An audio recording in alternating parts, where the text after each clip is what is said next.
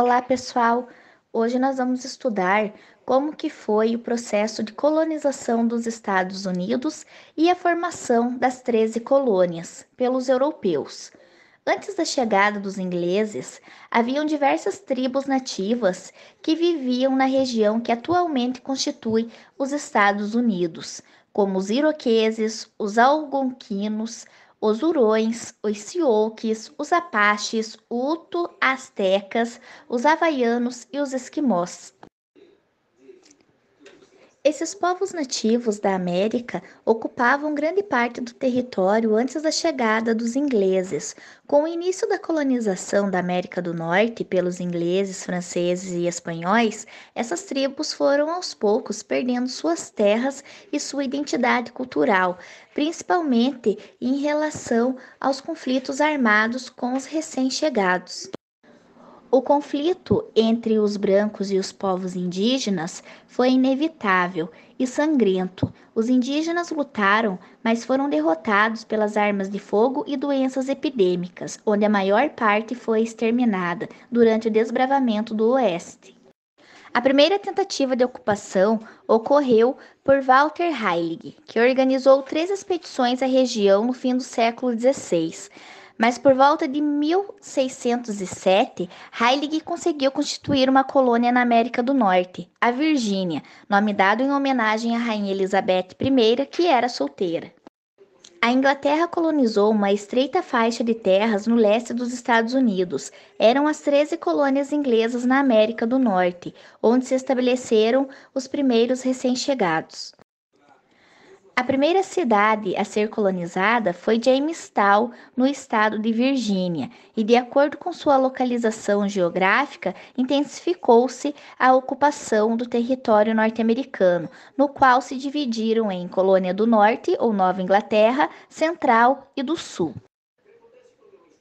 As 13 colônias foram formadas pelos estados de New Hampshire, Massachusetts, Rhode Island, Connecticut, Nova York, Nova Jersey, Pensilvânia, Delaware, Maryland, Virgínia, Carolina do Norte, Carolina do Sul e Geórgia. Houve vários acontecimentos que favoreceram o início da colonização inglesa na América do Norte. Algumas delas foram os conflitos entre os protestantes e os católicos na Europa, os camponeses sem terra e sem trabalho e o comércio inglês ameaçado pelo avanço dos franceses e espanhóis em terras norte-americanas. Com isso, o governo inglês decidiu colonizar o território americano, garantindo seu domínio. A partir de 1620, os protestantes começaram a emigrar para o Novo Mundo, fugindo de perseguições religiosas e dificuldades religiosas. Até o século XVIII, existiram 13 colônias dependentes entre si, mas subordinadas à metrópole inglesa. Os colonos tinham como uma das suas intenções construir um novo lar nas colônias fundadas. Para garantir um número maior de imigrantes e assim a mão de obra necessária para desenvolver as colônias, outros recursos foram empregados, incluindo promessas de vida num paraíso terrestre ou um simples sequestro para os imigrantes pobres. O mais comum era a troca de despesas de transporte e a manutenção por serviços, obrigando o imigrante a trabalhar por um certo número de anos para a companhia que o financiava.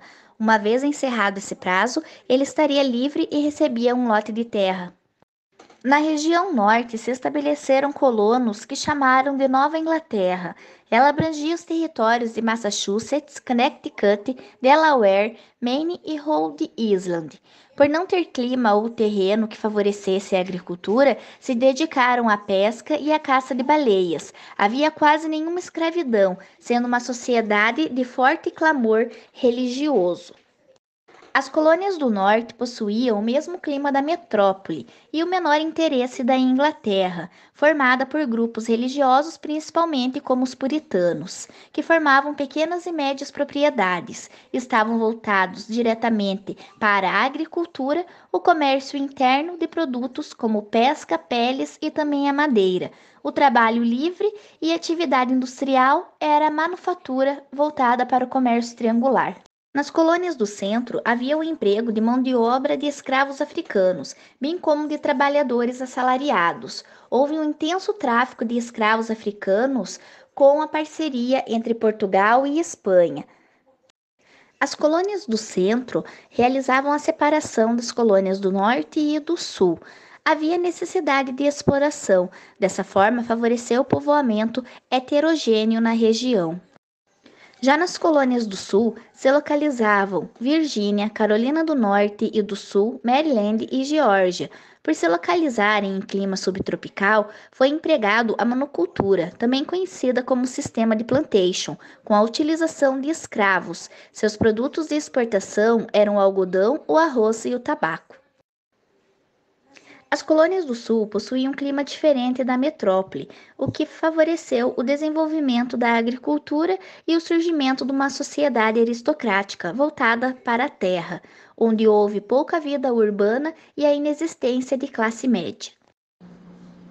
O comércio triangular era baseado na troca de produtos entre as 13 colônias, as Antilhas e a África. As 13 colônias forneciam tecidos, trigo e peixes para as Antilhas, que retribuíam com a matéria-prima do melaço, que seria o caldo de cana cozido para a fabricação do rum. O rum era vendido ou trocado por escravos que vinham da África e iam trabalhar nas Antilhas nas lavouras açucareiras, e alguns iriam trabalhar na agricultura nas 13 colônias. O comércio triangular enriqueceu os comerciantes das 13 colônias. Entre os anos de 1753 e 1763, ocorreu um conflito entre a Inglaterra e a França pela posse do território da América do Norte, conhecido como a Guerra dos 7 Anos, onde a Inglaterra saiu vencedora. Porém, a metrópole resolveu cobrar os prejuízos das batalhas dos colonos que habitavam principalmente as colônias do Norte. Com o aumento das taxas e impostos metropolitanos, os colonos fizeram protestos e manifestações contra a Inglaterra. A Inglaterra resolveu aumentar vários impostos e taxas, além de criar novas leis que tiraram a liberdade dos norte-americanos, despertando o desejo de independência. Entre as principais leis aplicadas aos colonos norte-americanos estava a Lei do Açúcar, que proibia a importação do rum e cobrava taxas sobre a importação do açúcar, do melaço, que não viesse das Antilhas Britânicas. Lembrando que a maior parte das ilhas distribuídas no Mar Caribenho estava sob domínio dos espanhóis. Depois veio a Lei do Selo, que cobrava uma taxa sobre os diferentes documentos comerciais, jornais, livros, etc., que entrassem no Novo Mundo.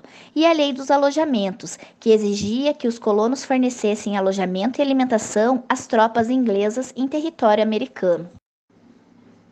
Um dos principais acontecimentos foi a Lei do Chá, que concedia o monopólio de venda de chá às colônias à Companhia das Índias Orientais, pois os ingleses queriam evitar o contrabando do produto. Essas taxas e impostos geraram muita revolta nas colônias. Um dos acontecimentos de protestos mais conhecidos foi a Festa do Chá de Boston, onde vários colonos invadiram à noite um navio inglês carregado de chá e, vestidos de índio, jogaram todo o carregamento no mar. Esse protesto gerou uma forte reação da metrópole, que exigiu dos habitantes os prejuízos, além de colocar soldados ingleses cercando a cidade.